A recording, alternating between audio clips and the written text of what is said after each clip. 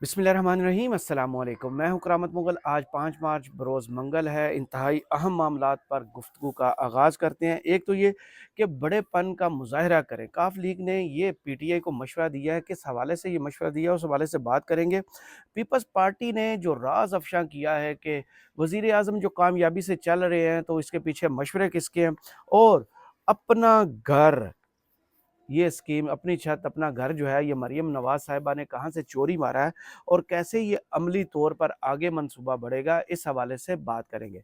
तो सबसे पहले बात करते हैं काफ लीग की। उन्होंने कुछ देर पहले ही मीडिया को एक स्टेटमेंट जारी किया है कि जो सदारती इंतखाबात में हैं, जिनमें वो जो हैं वो जरदारी साबिक सदर जरदारी साहब को सपोर्ट कर रहे हैं। सदारती इंतखाब में जो 9 मार्च को होने हैं, उस हवाले से वो कहते हैं कि आसिफ जरदारी साहब को जो है ना बिला मुकाबला मुंतखब करवाना चाहिए। महमूद अचकज़ई साहब को बड़ेपन का मुज़ाहिरा करना चाहिए, उनको बैठ जाना चाहिए और तने तनहा जो है ना सदर आसिफ अली जरदारी साहब वो इस मुल्क पर सदारत के ओहदे पर फायज़ हो जाए, उन्हें हम मुंतखब कर लें। ये काफ लीग का एजेंडा है। तो थोड़ा सा चलते हैं 2008 में, जब मोहतरमा बेनज़ीर भुट्टो साहिबा शहीद की गई और उसके बाद पीपल्स पार्टी को अवामी मैंडेट मिला, और उस अवामी मैंडेट की जो सारी कैंपेन थी वो ये थी कि काफ लीग नहीं, कातिल लीग। पीपल्स पार्टी ने इन्हें कातिल लीग का खिताब दिया था और कहा था ये जो परवेज़ लाई साहब है ना, ये कातिल हैं बेनज़ीर भुट्टो साहिबा के, जो कि आपने बाद में उस केस को देखा, कैसे वो केस ख़त्म किया गया, कैसे वो गवाहान सारे गायब हो गए। तो परवेज़ लाई साहब तो अभी भी हैं, अगर वो इसमें मुलव्वस भी होते तो अब तक कैफ़रे किरदार तक पहुँच चुके होते। ये वही काफ लीग है जनाब शुजात साहब, चौधरी शुजात साहब, जिसके डिप्टी वज़ीर आज़म का ओहदा था नहीं, लेकिन ज़रदारी साहब ने आपको उस वक़्त नवाज़ा था। 2008 की असम्बली में जब नून लीग और पीपल्स पार्टी इत्तेहादी बन के कौमी असम्बली में आए थे और 4 माह बाद ही नवाज़ शरीफ साहब को काला कोट याद आया था, उन्होंने धोखा दिया था ज़रदारी को उस वक़्त और सुप्रीम कोर्ट पहुँच गए थे।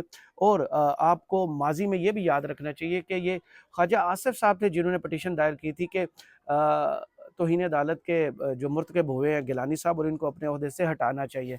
तो उस केस के सामने मेमो गेट्स हो या एनर्जी वाले जितने मुकदमात थे, वो चीफ जस्टिस इफ्तार चौधरी साहब की कोर्ट में कौन पहुंचाता था और कौन उनमें पटिशनर बन के जाते थे, तो ये तो आपको याद होगा। और काफ लीग को भी याद रखना चाहिए कि माजी में वो कातिल लीग थी, तो आज काफ लीग कैसे और कैसे इत्तेहादी है, कैसे 4 सीटें उन्हें दी गई है। मैं जिस हल्के में जहाँ पे इस वक्त वीडियो बैठ के कर रहा हूँ, ये गुजरात का हल्का NA 64 है। मेरे गाँव से तकरीबन 10,000 से ज़ायद वोटर्स थे जिन्होंने कैसरा इलाही साहब को मेजॉरिटी दी। तकरीबन उनको यहाँ से वोट पड़े थे 4,000 से ज़ायद, और आपको वोट पड़े थे 300 कुछ।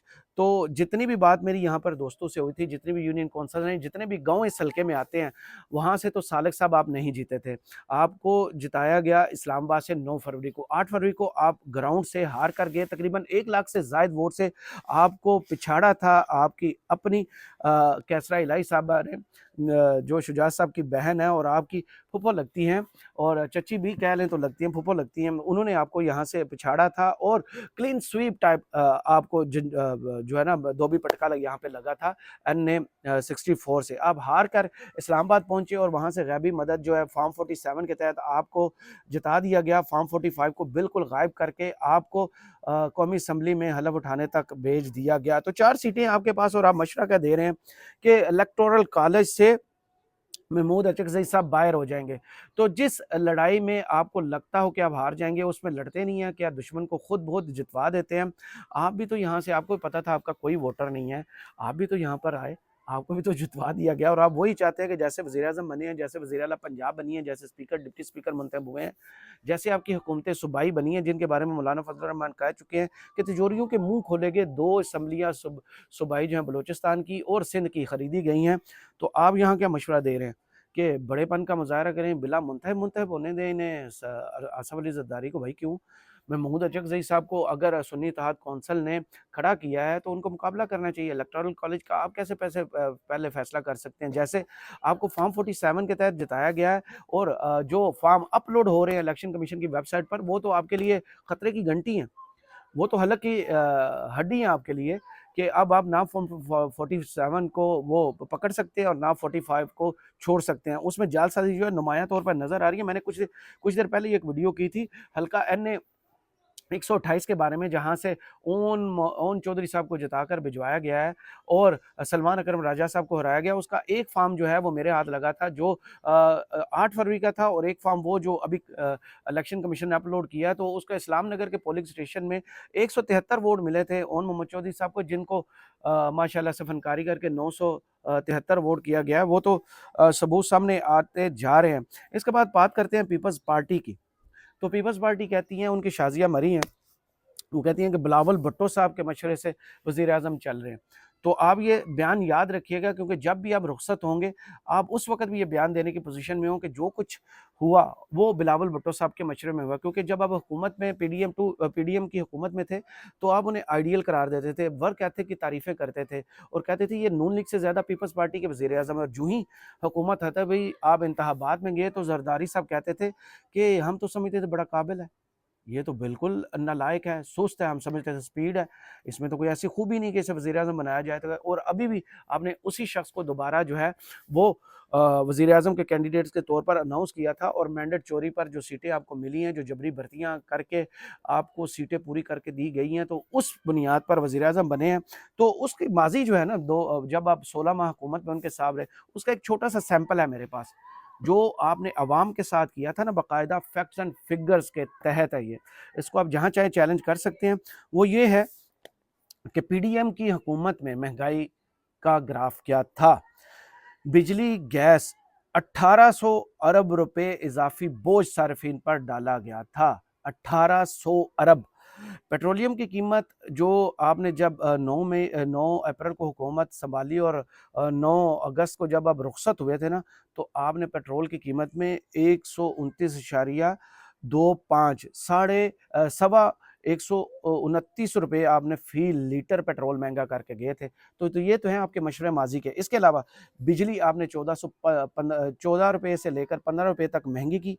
गैस 112% तक आपने महंगी की, और आप नारे क्या लगाते थे कि मुल्क डिफ़ॉल्ट करने जा रहा है, तो हम आईएमएफ के हमने घुटने पकड़े हैं, हमने नाक से लकीरें निकाल के अवाम को डिफ़ॉल्ट होने से बचाया है, और गैस, पेट्रोल और बिजली जो है इतनी महंगी करके जा रहे हैं। और रिकॉर्ड पर है ये चीज़, जितनी भी माजी की हुकूमत थी, माजी की हुकूमतें गुजरी हैं, सब के रिकॉर्ड आपने 16 माह में तोड़े थे। और ये पहली मरतबा तारीख में हुआ था कि गैस, बिजली और पेट्रोल इतना महंगा हो। डॉलर का इसमें मैं जिक्र इसलिए नहीं कर रहा क्योंकि आम बंदा डॉलर से उस तरह लिंक नहीं होता। मखसूस लोग जो हैं वो डॉलर ख़रीदते और बेचते हैं, और उनका कारोबार और सफ़र जो होता है और बिज़नेस होता है उनका होता है, लेकिन वो भी 3 ट्रिपल सेंचुरी कर गया था, वो भी आपको याद होगा। गैस सार्फिन पर आपने 310 अरब रुपए का इजाफी बोझ डाला था। अवाम का खून न सिर्फ आपने पिया, चूसा, बल्कि निचोड़ के उसमें जो एक-एक कतरा था वो आप पीते रहे। इसी हवाले से अगर मैं गलत नहीं हूँ, तो जो काबीना तश्कील दी जा रही है, जो नाम सामने आ रहे हैं, उसमें वज़ारत ख़ज़ाना का नाम जो इसहाक डार के साथ लाज़िम व मलज़ूम होता था नून लीग की हुकूमत में, उस पर क्रॉस लगा है। वो इस वजह से वो जो वर्ल्ड बैंक, आईएमएफ, मूडीज़ को धमकियाँ देते थे, उसके नताइज आपने देख लिया कि कितने काबिल हैं, कितने नालायक, नाअहल थे वो। उसकी वजह से पाकिस्तान को ये दिन देखना पड़े कि 310 अरब का इज़ाफ़ी बोझ गैस का है, और 1800 अरब जो है वो इज़ाफ़ी बोझ सिर्फ़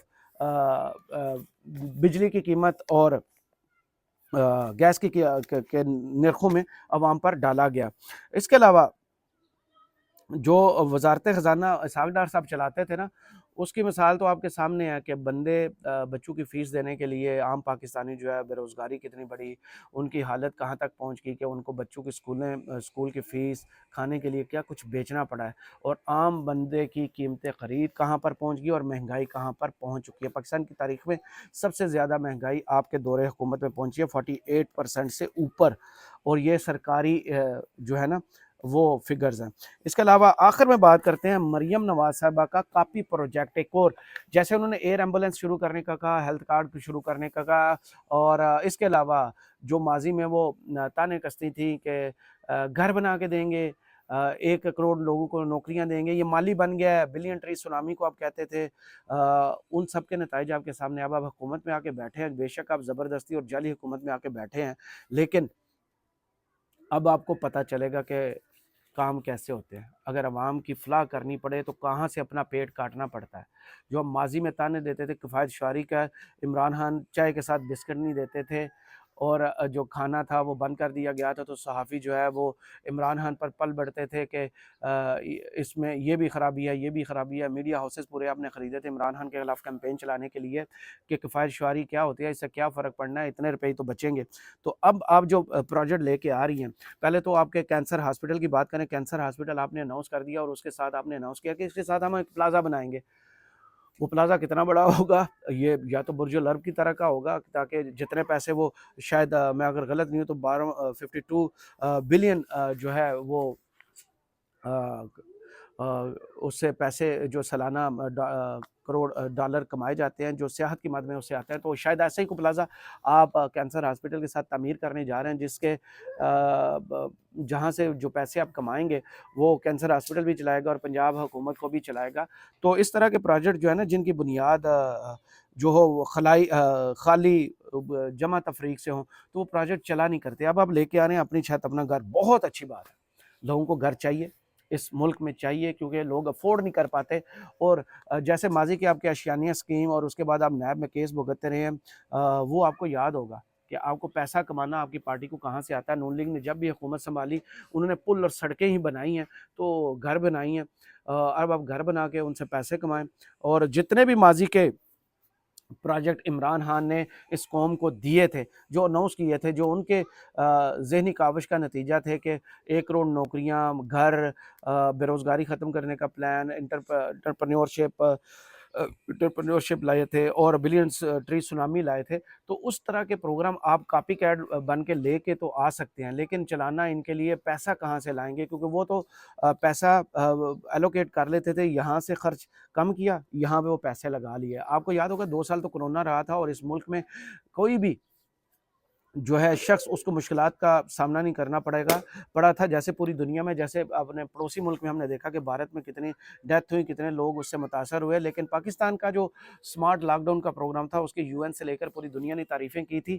تو جیسے منصوبے عمران خان صاحب لائے تھے اور جیسے انہوں نے چلائے تھے، وہ میرا خیال ہے کہ آپ کے بس کی بات نہیں ہے۔ آپ ضرور اناؤنس کریں، انہیں انتخابی کیمپین میں آگے جا کے ضرور استعمال کیجیے گا کہ ہم یہ منصوبے شروع کرنا چاہتے تھے، اس کو تکمیل کے مراحل تک نہیں پہنچا سکے کیونکہ ہمارے پاس پیسے نہیں تھے، کیونکہ ہم ڈیفالٹ کرنے والے تھے۔ جو وفاقی حکومت کہتی تھی کہ ہم 1.1 بلین ڈالر کے لیے IMF کے پاس جا کے ہم نے گھٹنے ٹیکے، اس نے ناک سے لکیریں نکلوائیں، لیکن آپ منصوبوں پر منصوبے تو اناؤنس کر رہے ہیں، لیکن اللہ کرے پنجاب کی قسمت بدلے، کوئی نہ کوئی کام آپ ان عوام کی خدمت کے لیے کر کے جائیں، ادویات سے لے کر، صحت سے لے کر، تعلیم سے لے کر، چھت تک آپ دے کر جائیں، لیکن ان پر مصیبت بن کر، جعلی کے مینڈیٹ پر، چوری کے ووٹوں پر آ کے زبردستی حکمران بن کر نہیں۔ آپ لوگوں کی پہلے خدمت کریں، لوگ آپ کو ووٹ دیں، ان ووٹ کی طاقت سے اب آپ آگے آ کر کرسیاں سنبھالیں اور عوام کی خدمت کریں، نہ کہ چوری کے مینڈیٹ پر جعلی وزیر اعظم اور جعلی وزیر اعلیٰ بن کے۔ کرامت مغل کو اجازت دیجیے، فیڈ بیک میں ضرور بتائیے گا یہ ویڈیو آپ کو کیسی لگی۔ اللہ